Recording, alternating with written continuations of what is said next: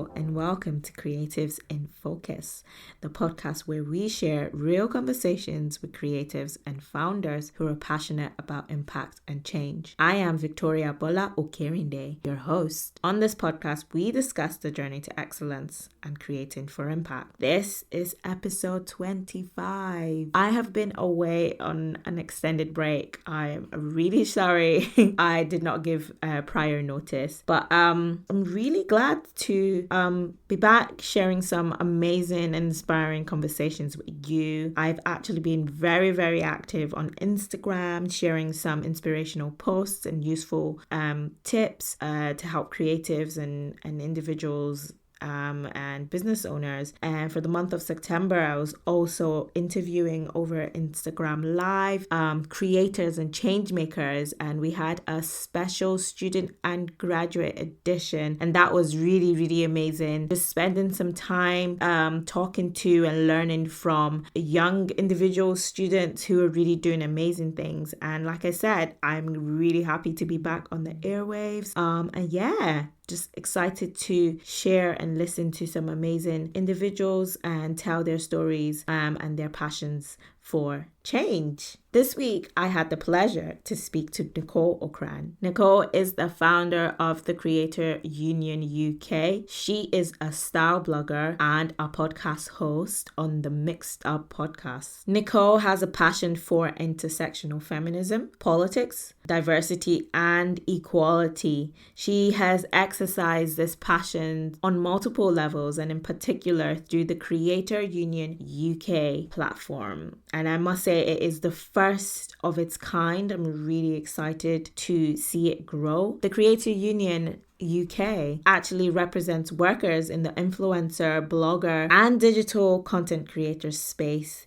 They ensure fair pay, inclusion, and education for these brands and influencers and personalities. So what do we speak about on this episode? On this episode, Nicole shares her personal experience of a career change that launched her into influencing for good. We discuss standing out in a saturated market, the power of influencer marketing, but the need for diversity and equal opportunity in this industry. We also speak about turning a creative hobby into a lucrative side hustle. I'm sure that's something that we are all interested in this current climate. Introducing Nicole Ocran. Hello, Nicole. Hi. Thank you so much for joining me on the Creatives in Focus podcast. Thank you so much for having me. I am so excited to be on and to have this conversation. You're welcome. I mean, it's so amazing having you. You are multi-talented. You do so many amazing things. You're a blogger, you're a podcast host,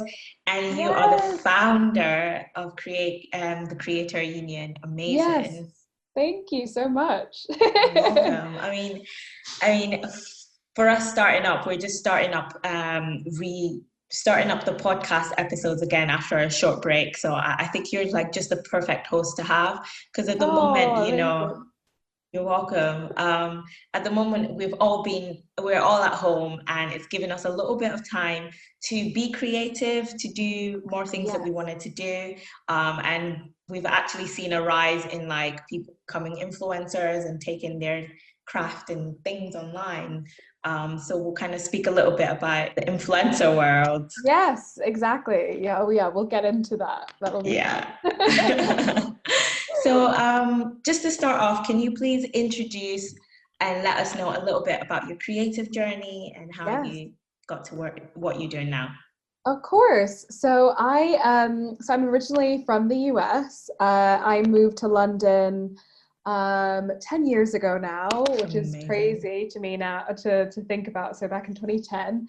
And I did my master's I moved here to do my master's in journalism. I went to City. And so from there, it was pretty sort of straightforward for me in terms of career journey. You know, I was very much on the path of being a journalist. I worked for a media organization called Centaur Media for about 5 years. But then I was made redundant. So that was when I started my blog. And it was just during that time when, you know, I was feeling really sort of lost in myself, and also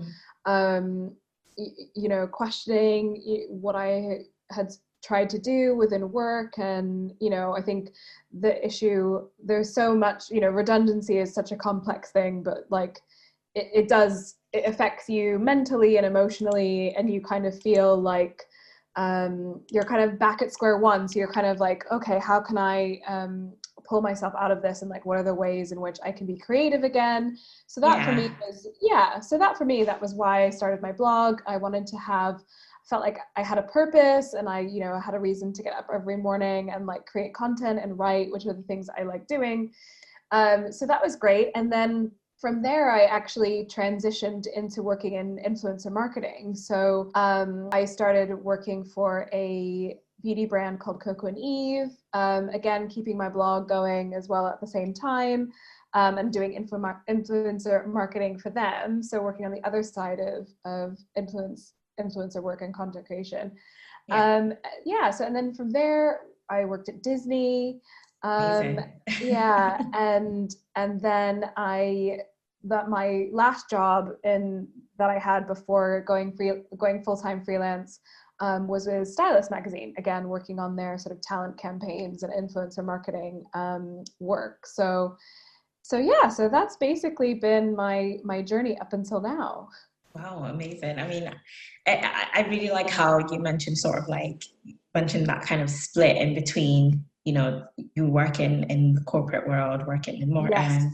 and then you decided to kind of follow the influencer marketing route, and you getting so many opportunities from that, and really pinpointing sort of the situation when you had in terms of redundancy. And we find that a lot of people are in that position right now. Yes, absolutely. Yeah, and I think it brings a little bit of hope for anyone who's listening, and they're in that phase where they're like, I'm just not really sure what to do. They may even be working, but they're not even sure like what the next step is for them. And absolutely, it will work out eventually. Agreed. I think there's if anyone listening, if there's one thing to take away from that, I think change is definitely scary, but it always, in my experience, it always leads to good things, or it leads to the next step, or it leads to something that you may not have expected to come of your work life or your personal life. And the change might not always be instant, but it's there, and it's significant. So definitely it's definitely a good thing, I think. Wow. Yeah, thank you so much. So just kind of moving on and talking about the passion that you have for change, especially within the influencer and the content creating sphere. What ignited this passion? Because obviously you've been doing a few years of this, been in this field, but what ignited the passion for change? So it was always kind of there for me, I think, sort of bubbling under the surface. But I know, obviously, working within influencer marketing, so being in different corporations, working on the brand side of things, I had a little bit of knowledge about how things run and how a lot of businesses run in terms of marketing and advertising. And then obviously working as a small business myself, as an influencer and content creator, and kind of figuring out how I want to work and how I decide I want to work with brands and things like that. But there is definitely there's a gap in education, I think, within a lot of my peers, or a lot of other influencers, especially when you're just starting out, creating content. There's definitely a sort of information gap there, because unless you come from that kind of industry background, or even you might have any sort of like law background or legal background, that's also helpful to you, but a lot of people don't have that. So there's lots of getting lots of questions from people all the time, wanting to know how to work with brands, or what it means when a brand asks for deliverables and like these certain buzzwords that like there's no real handbook to learning about those things. You can't go to a class to learn that kind of stuff. So that was there, and just again noticing a lot of ways in which influencers and content creators, especially in the chain, are always kind of they're kind of left there to kind of fend for themselves, and also they always seem to be the people who are asked to work for free. And we are an industry that's not only, you know, it's really young, but it's also dominated primarily by women, and that just didn't sit right with me at all. And I just felt that, you know, not only did women create this space, you know, the bloggers and the YouTubers, you know, from years and years ago, who kind of paved the way for all of us now.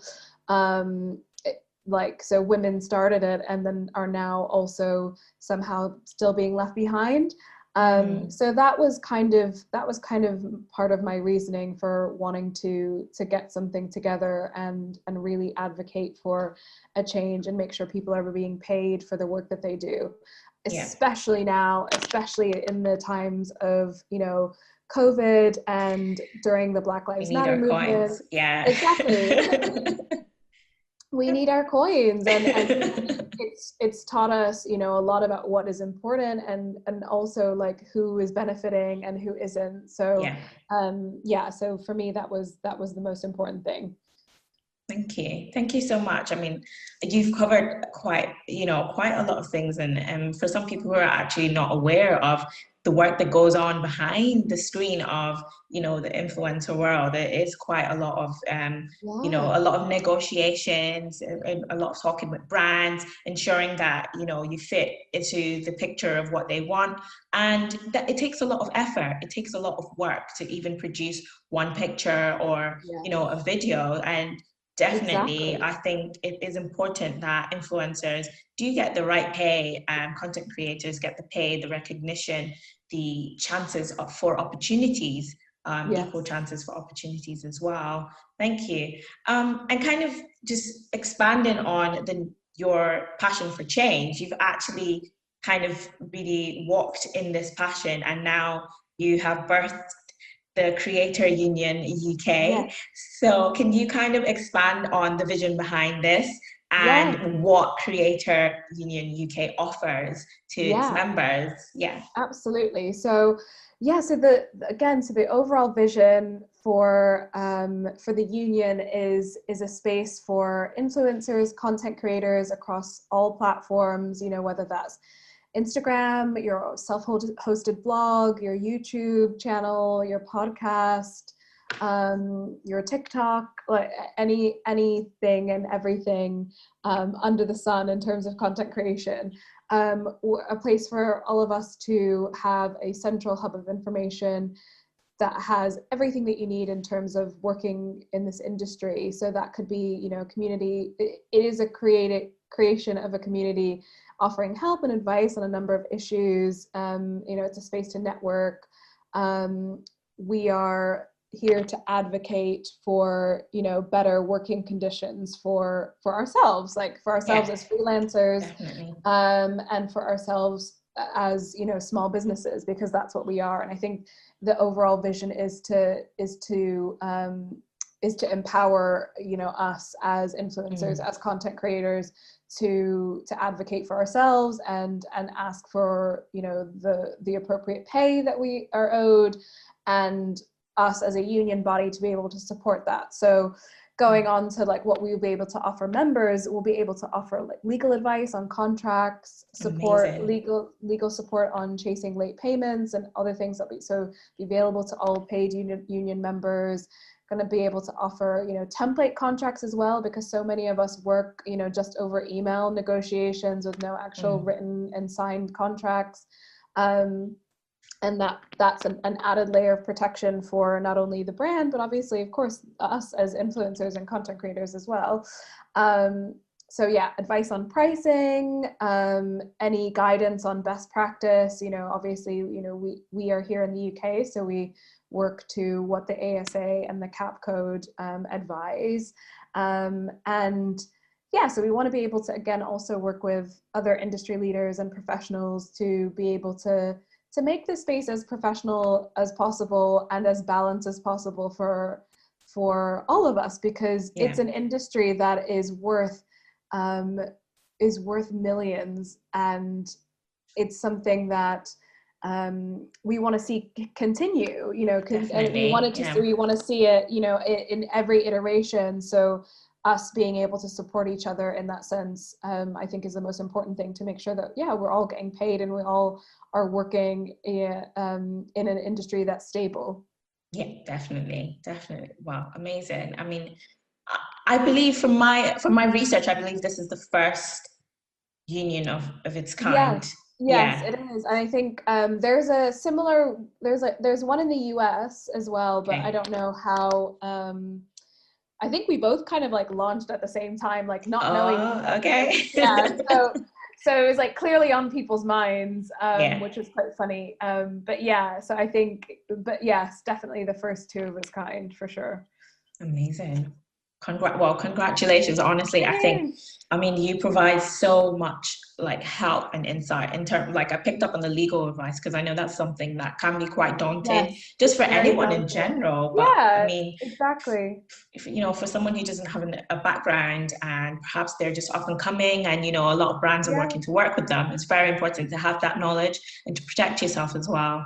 exactly. Yeah, and Exactly. so amazing. So is this membership free? Like, how, Um, yeah. yeah, so it will be a paid membership. So there'll be tiers. So we'll have like a Hmm. sort of student low income tier, Hmm. I guess you could say kind of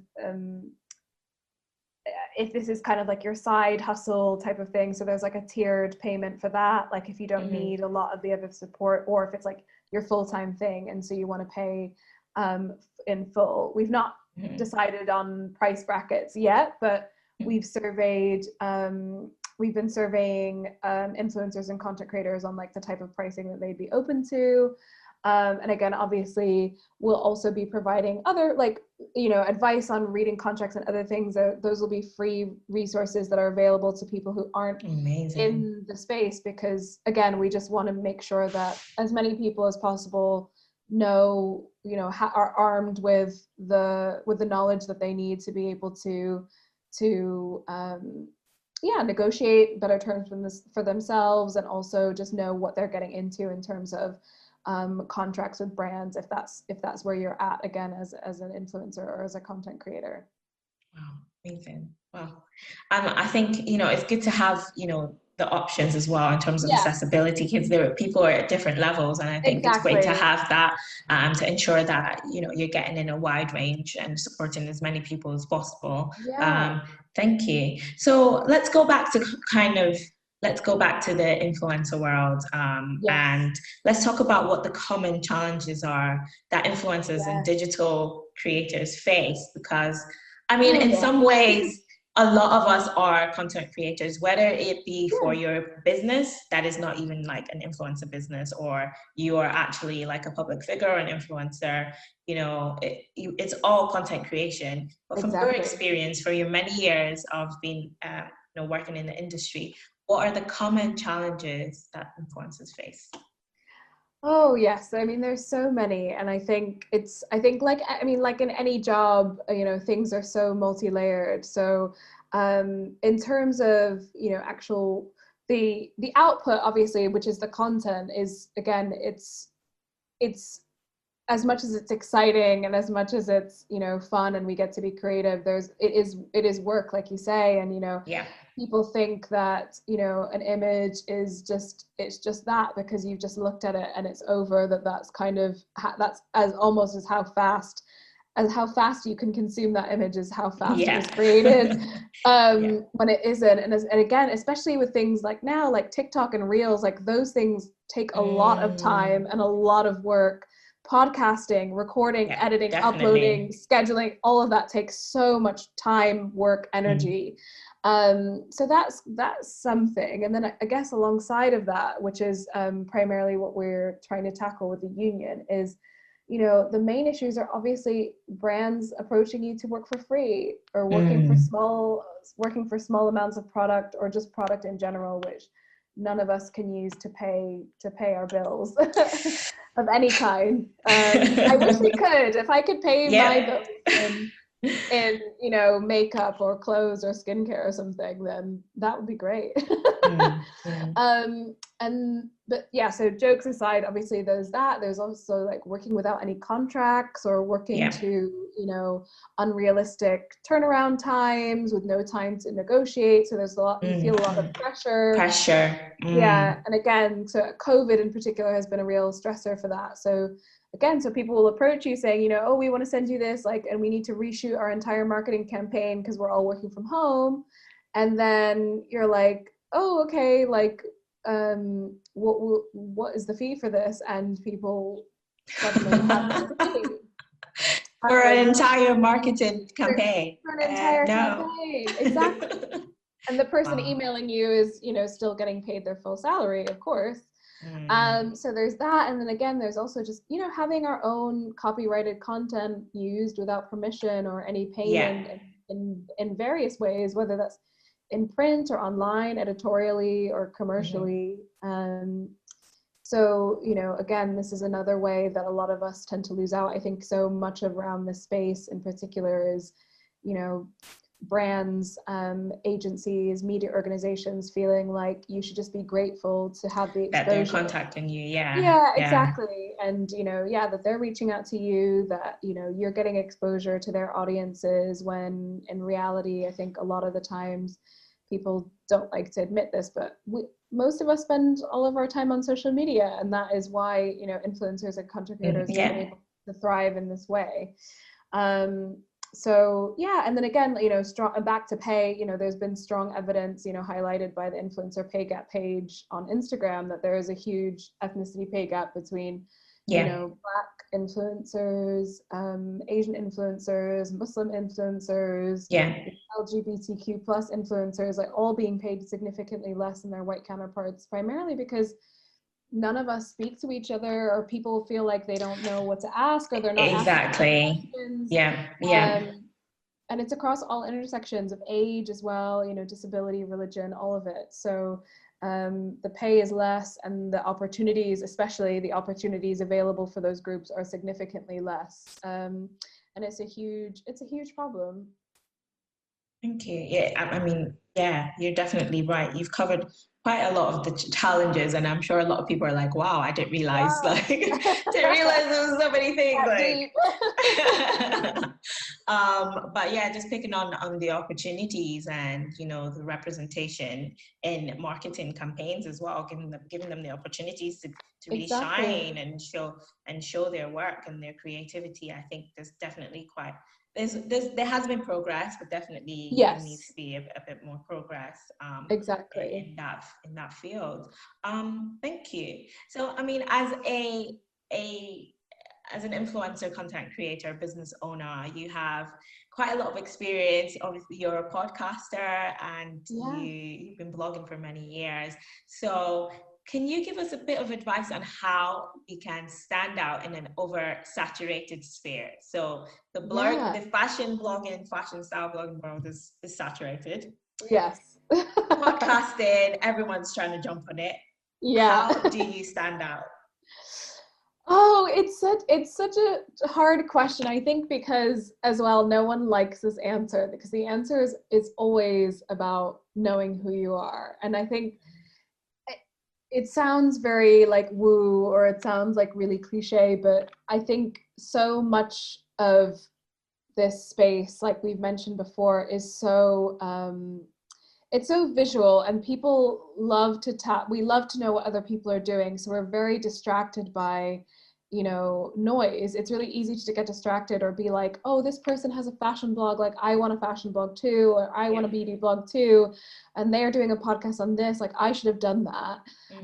When I think what it really takes is looking inwards and kind of sitting with, you know, what exactly is it that what your message is, you know, what you're trying to say, and what you enjoy doing the most and what you're good at. So I mean, I have yet to dip my toe into the TikTok and Reels world, because my video editing skills are not great, but it's also like it's a good opportunity to play around and learn. I think so take that on board as well. It's, I think, don't be afraid to not try anything just because you can see that there's so many people doing it. Like even though it's oversaturated, that doesn't mean that's not an opportunity for you to carve out some space for yourself.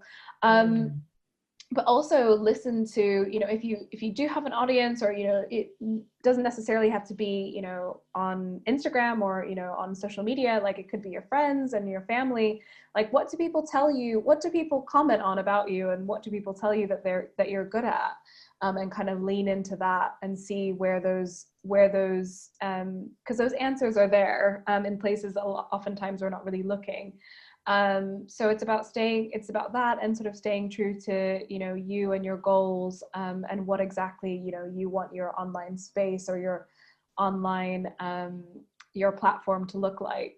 And I think, especially again during the time of Black Lives Matter, and people suddenly realizing that Black people exist on the internet, and in you know, a multitude of different ways, not only in fashion and beauty, but in activism and education, and, you know, marine biologists, and, you know, all in all sectors and all areas. I think it once again proves that, you know, again, only speaking as a Black creative, there is power in, you know, in being yourself, you know, just you being you. No one can take that away from you. No one can be you. So so absolutely lean into that and see where that takes you. I think just try not to be distracted by, you know, what everyone else is doing. It's hard. It's really it's difficult. so hard because it's such a distracting space. And, you know, I do the same thing. Like, wake up every day, pick up my phone and look at Instagram stories. I'm like, oh, this person's already like up and has done their hair and makeup, and it's like, I need to be doing that. Should I be up? And it's like, you don't need to be in competition with anyone. Exactly. Thank you so much, Nicole. You're definitely right. I really like what you said about looking inwards. I think, you know, especially with a lot of noise, a lot of things going on, everyone's online right now. Look inwards, kind of ask yourself, what is my message, like you said? What am I trying to achieve? And what are the things that I'm good at and I will enjoy doing and sharing with people, you know, the things that I do, the things that I love. And it can be very tempting to maybe not copy, but, you know, follow the trends. Follow the trends. Yeah, exactly. Yeah, it can be very tempting, but I think, you know, your tribe, like a lot of people say, would definitely love and appreciate you for your unique self, for the things that you do well, that you do very well in, that you shine in. So you don't, like I said to a lady that I interviewed last week, you're not called to everybody. You're like, if you focus on the audience that you're called to, you definitely excel. And what's the word? The influence that you're trying to make, you definitely make more influence in that group rather than trying to, you know, just focus everywhere, trying to reach everyone. And absolutely. Maybe your influence might not be as, you know, you might not have as much reach as you want. Exactly. Yeah, exactly that. Yeah. Okay. So, I mean, you mentioned the Black Lives Matter movement. It is a movement that has been going on for a very long time. And, you know, the pandemic, and it has paved the way for our voices to be heard one more time, although out of very painful circumstances, but still our voices have been heard. And we've seen on social media how social media was really a driving tool for people to speak out, for people to join in solidarity, and to expose certain things going on in many industries. Yes, exactly. And, you know, my question to you is, from your experience, you know, what is your experience speaking out on controversial topics, and especially having a significant online following? What is your experience and what is your advice? How can we do this better? So my experience is, I think I've always in general been vocal about the things that I believe in, or what I feel to be right. and that, you know, is primarily around, you know, racism, how it affects the Black community. I talk about being mixed race, I talk about politics, I talk about voting, I talk about, you know, trans rights, I talk about size inclusivity. So all of those things I feel like are kind of at the core of who I am. So I feel comfortable and confident in enough in saying how I feel about those things, or how those things affect me or my friends or family or whomever. So during the Black Lives Matter movement, when it was really kind of coming to a hilt in June, that was really the most difficult time for me, because it was a weird sense of I think speaking about things that I already knew about and had already spoken about so many times, but then have had so many people, I was having so many people responding to me being like, oh my gosh, I had no idea, or, you know, thank you so much for educating me on, you know, XYZ, or like, you know, all of this kind of stuff, which at the time I was like, this is strange, because this is not new information. So it's strange to have to then deal with this new feeling of being like, I'm not an educator or an expert in any of these things. So it's a weird sensation to kind of deal with. But it galvanizes me again to continue to talk about these things, and you know, and what affects marginalized communities the most, because otherwise, and again, it's hard on social media because it doesn't ever feel tangible. It always feels like a lot of the times it can feel like you're shouting into a void. But I think we don't see, and because we don't see a lot of the actual effects of what we're saying, it often feels even harder. But I feel like it's still a really important thing, and I think the more people do it, the better. But again, so my experience has been largely positive. You know, apart from, you know, a few, you know, racist trolls here and there. But it's never been something it's not been something that I haven't been able to handle. But I do think it's draining. It's draining, particularly for Black influencers and Black content creators, having to lead the conversation, you know, constantly, and constantly be reminding people of this topic in particular, of the importance of inclusivity within campaigns, but also the importance of Black lives in general, and how that looks in your workplace, how that looks in, you know, in your home, within your families, and things like that. So it's a lot of a lot of work, and a lot of emotional labor that I think a lot of us didn't really realize we were doing. Definitely. I mean, yeah, it was an intense time, and it still is an intense time for everyone, for everyone, for creators, for everyone who's out there, you know, and you know, that has a significant presence, and everyone is kind of looking to them to say something, or to give their opinion, or even in your experience, to try and be that educator, which really you shouldn't really be doing. But you know, it's just what was called for at the time. You know, thank you for actually just kind of sharing your experience, because it's something that even as an individual, even as someone who has an online platform, it was something that I was trying to find a balance, you know. And yeah, it was, I don't know, it was I just tried to find a balance, and I just wanted to find out from you how you navigated that. And absolutely, it is a balance, because again, I think, you know, I started feeling an obligation to be that educator, and to be that, you know, be that voice. And then other times I just, you know, want to live my best life, and like have fun, and like put my makeup on, and like, you know, put a nice outfit on, and just like not have to not have to feel so much, because I think that was the main issue, is it's so emotive, and it's so much heavy emotion that other days I was just like, I just need to keep it light, because we as Black people, there's so much light and shade, like we are multifaceted people, we are also happy, exactly. like even despite pain and suffering, there's joy.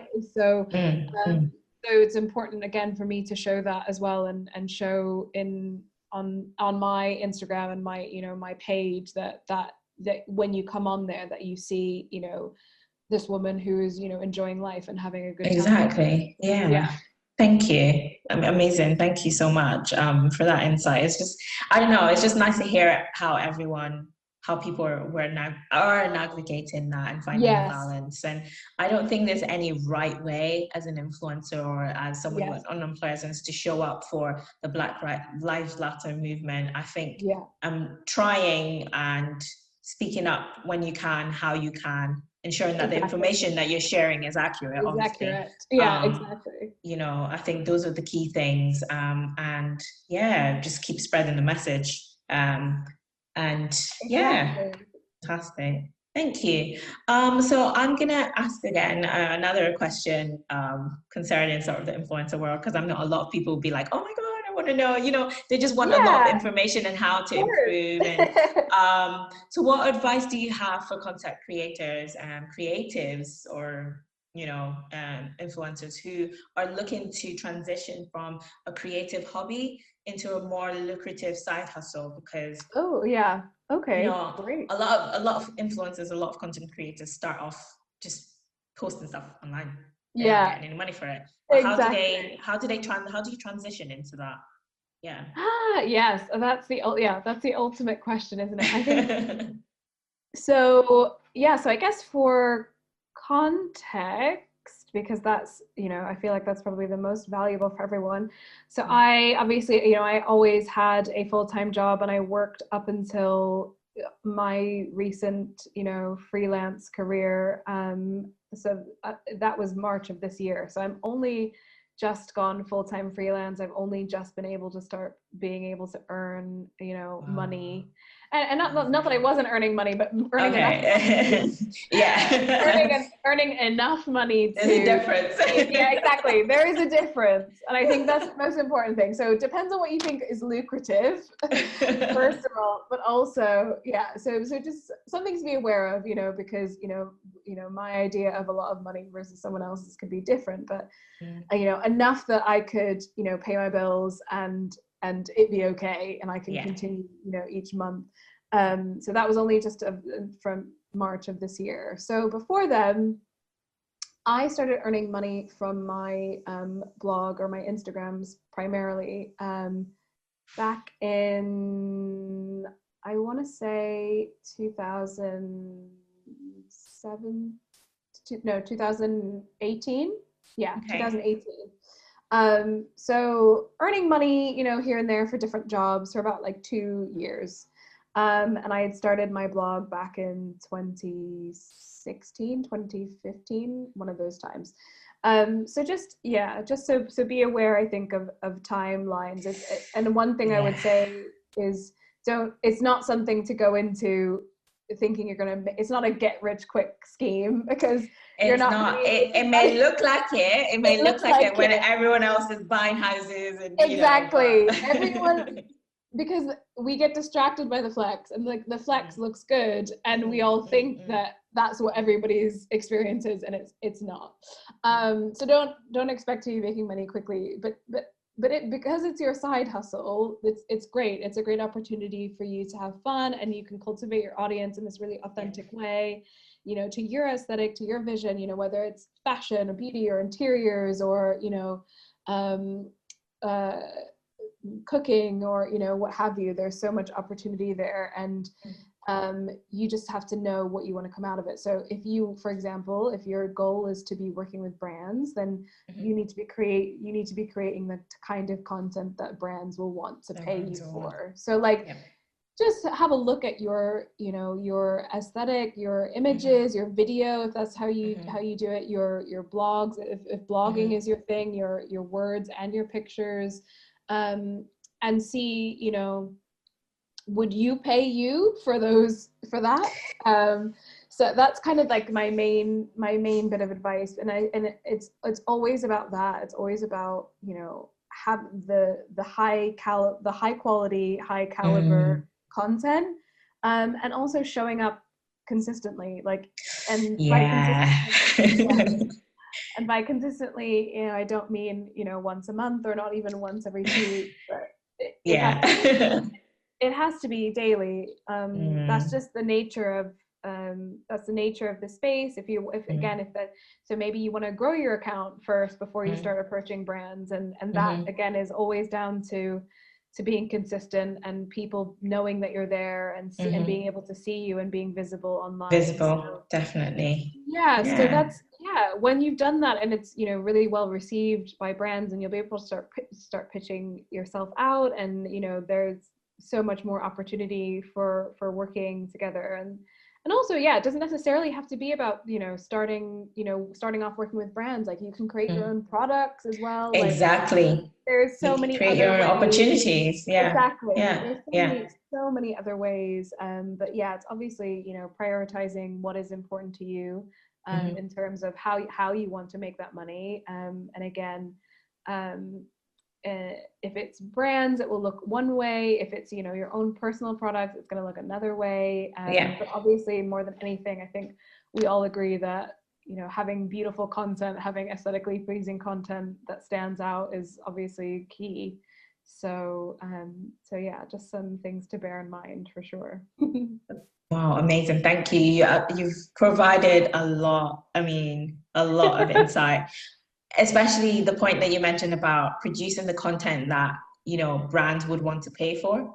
I think that is a very good point. Like, setting yourself up. It's basically like you're preparing yourself. You know where you want to be. You're preparing yourself to be there. I think that's an amazing point. And I mean, quality. I mean, it can be difficult when you're starting out, you know, because you have to pay for equipment, you have to do all that. But, you know, just try the best you can, and showing up, like you mentioned, being consistent, you know, growing your audience. That's all important. But definitely, the quality and positioning yourself for the place you want to be in the future. I think that's important. Yeah, absolutely. Okay. Let's talk about well-being and well-being and, you know, mental capacity to be able to thrive as a digital content creator, influencer. I mean, how do you manage it? Because oh my gosh, it's a lot. This is very much a do as I say and not as I do. Bit of advice. I think for the most, my biggest piece of advice, or my two biggest pieces of advice, are obviously, you know, not to get distracted by what other people are doing, not to compare yourself. It's so much easier said than done. You know, we all have friends online, you know, we all have, you know, those acquaintances, we all have that one person that we see that feels like, you know, they're living their best life on the daily, and like, you're struggling, and you have no idea how they're able to accomplish all of those things and look so good all the time. But again, it's like, you know, we're only getting one side of the story, you know, especially on Instagram, especially on social media.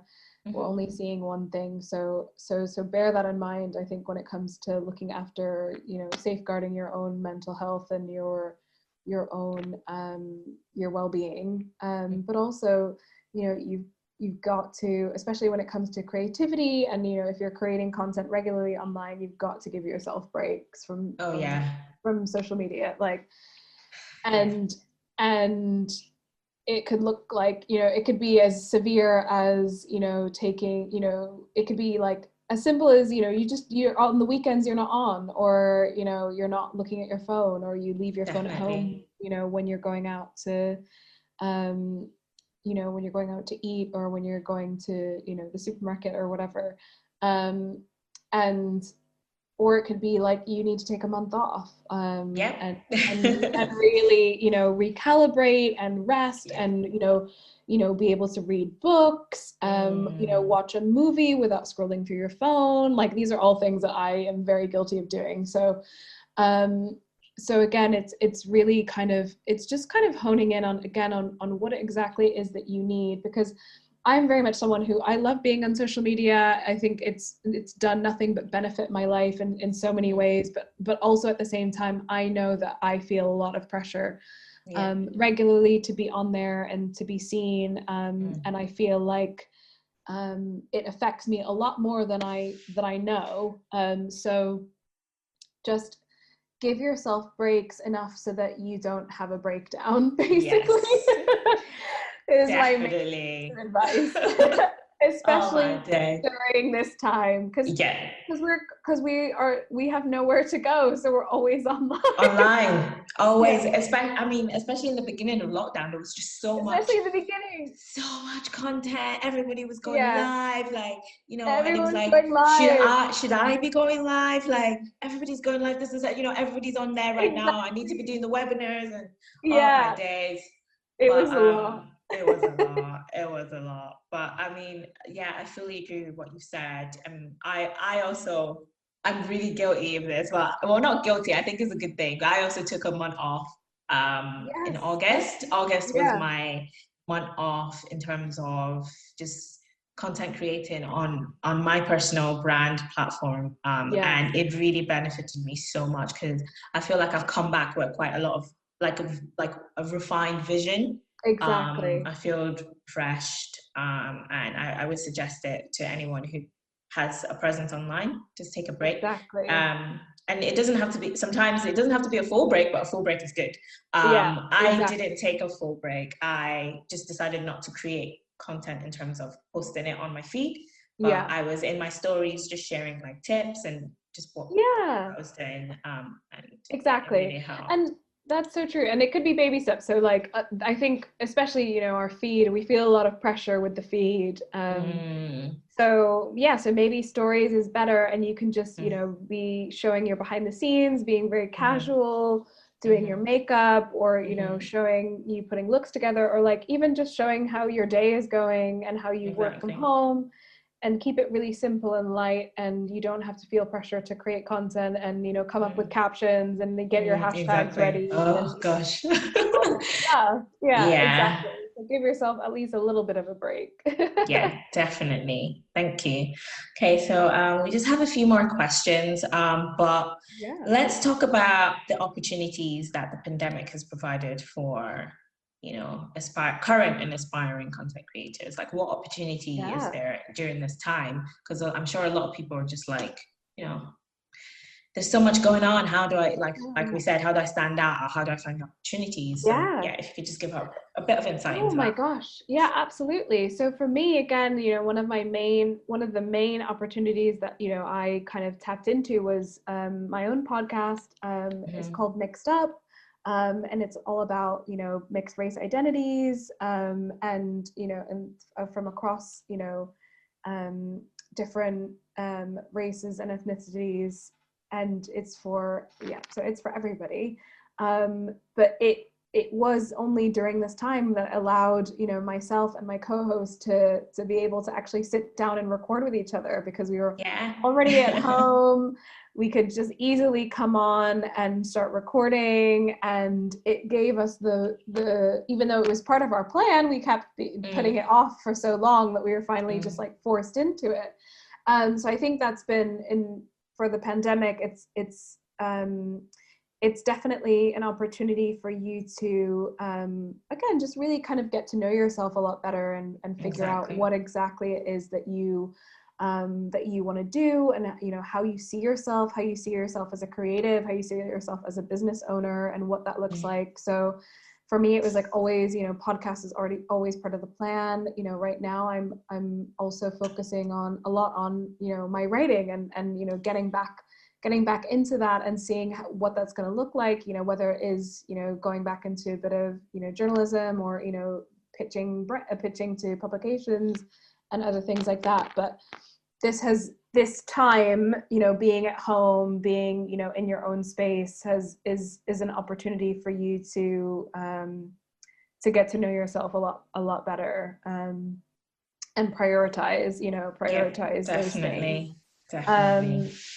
And yeah, obviously there will be people listening who also, still have to work full time, Yep. and all of that stuff as well. But so many people, in my community who follow me were saying that, this has been the time that they've launched their businesses. Like they launched a Yep. jewelry brand, they've launched an Yep. interiors brand, like all of these things that everyone has kind of been holding on to these dreams for such a long time. This has given them the real push to actually, pursue those things. We've got the time at home to, again, be always online, being able to research without, having your boss, around, like looking at your computer screen. Exactly. So, we're multitasking. If you're working 9 to 5, be working your 9 to 5, okay? Right. But Exactly. Yeah. don't like, do no funny business. Exactly. Yeah. I was like, don't. Don't. I was like, let's not fumble the bag in that way. But it is. Again, it's an opportunity for it's an opportunity for change, and in so many ways, and it doesn't have to be a drastic one. It doesn't mean you need to start your business tomorrow as well.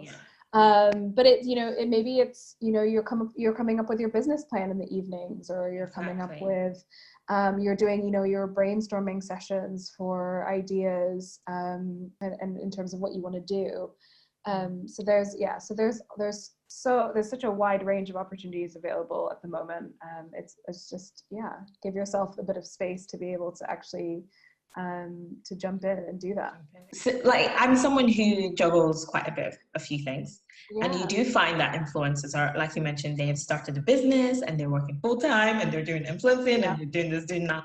So and similar to you, you're a content creator on multiple levels, or in different ways. How do you ensure that your brand is very unified in the way you present everything that you do, if that makes sense? I don't know if it makes sense. It does. And to be honest with you, I was like, to be honest with you, I quite question that a lot of the time, because I'm always like, am I being, do people understand, who I am and what I'm about? I think I question that pretty much almost on a daily basis, which is just like where my head is at all the time. But I'm never sure if I'm doing the right thing.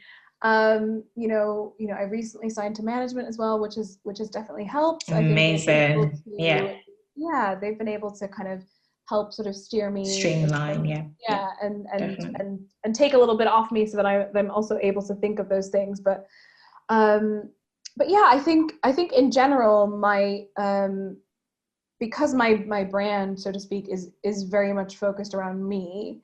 And even though the elements of my brand also include, the union, they also include the podcast.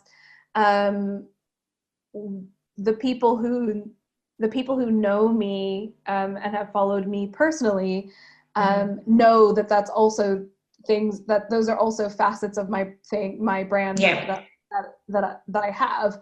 But also when you come into those other things, the union in particular is something in general that's very separate to me, even though I am a face of it. But hearing me speak about it, seeing me, on, the Instagram or on Twitter talking about it and things like that, people understand. I think they get the ethos of the union as well as get my ethos as a person because of that.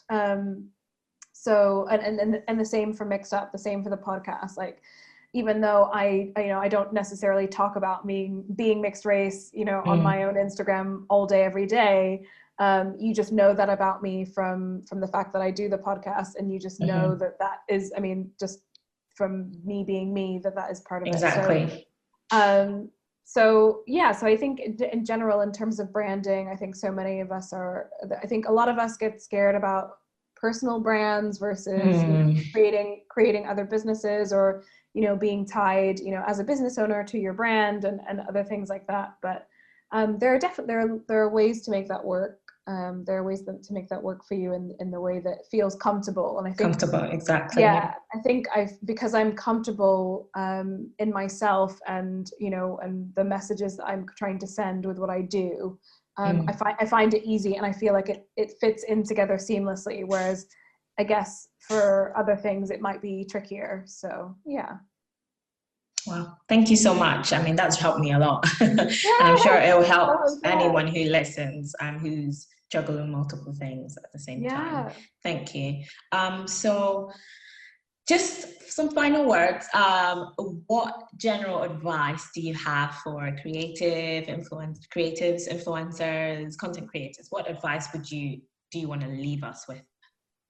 Oh my gosh. I mean, yeah, so my advice more than anything is just to prioritize yourself.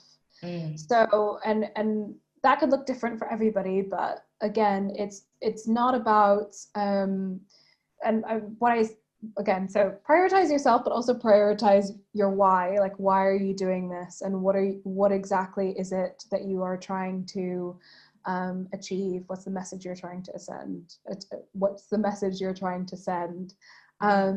So I think when you're able to kind of focus on that and your answers to those questions, you'll be able to kind of best serve your audience, and you'll be able to help them solve any problems they might have. And I think it's always, as influencers and content creators, there's a stigma around, a lot of the things that we do, because we're showing up online and it looks like everything is always about us. Everything looks perfect, and it looks like it's all about us. But in reality, it is about you and what the message that you're sending, to the world looks like. It's like, I feel a way again about, sharing my outfits on Instagram, because I'm just like, not the everyday, cute outfits is great, but also what does that mean? What is the meaning behind that? So for me, that's very much around, I'm visibly a Black woman, showing up on Instagram. I'm also, a size 16. So people who follow me and can see that will be able to see how that looks on how that will compare to how they'll look in an outfit or something like that. So it really just it's about focusing again on yourself and how that plays out to your audience, and what they get out of that. And it's always going to be there will always be people who are kind of interested in doing this kind of stuff because it looks good. But make sure it feels good too when you're online, when you're putting this content out there for other people to consume. Make sure that you're at the heart of it and you feel good about what you're doing. Thank you so much. Make sure it looks good and it feels good. I think that's fantastic. Thank you so much. And I mean, I've learned so much from speaking to you, and I'm sure that a lot of people will really get a lot from this interview, from our conversation. So I hope so too. How can anyone listening to this, how can they contact you? How can they connect with you? Yes. So I am on Instagram all the time. So you can find me over on at Nicole Ocran, so my name.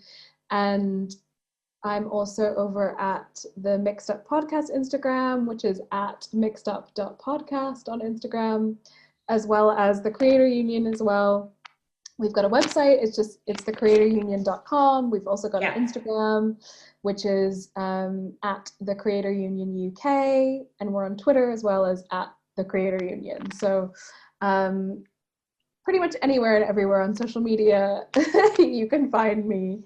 And yeah, message me anytime. I'm more than addicted, I think, now to my phone than ever. So. No problem. Thank you so much, Nicole. It's been such a pleasure speaking to you. And thank you for sharing your story. Thank you so much for having me. It's been an absolute joy. I'm so glad I got to do this. Thank you for giving me the opportunity. You're so welcome. Thank you so much for listening to this episode. Thank you for sticking with Creatives in Focus. It was so amazing to speak to Nicole. I am inspired by her passion for equality and change, and her zeal to create change in a fast-moving and influential industry. For my creators and founders and anyone listening to this podcast, remember to create for where you want to be in the future. Set the stage for future success. I truly hope you have enjoyed listening to this episode. As always, you can connect with us on Instagram at Creativesinfocus, on Twitter at Creativesinfocus, and please feel free to email us at creativesinfocus@gmail.com. Until next time, influence change and create for impact.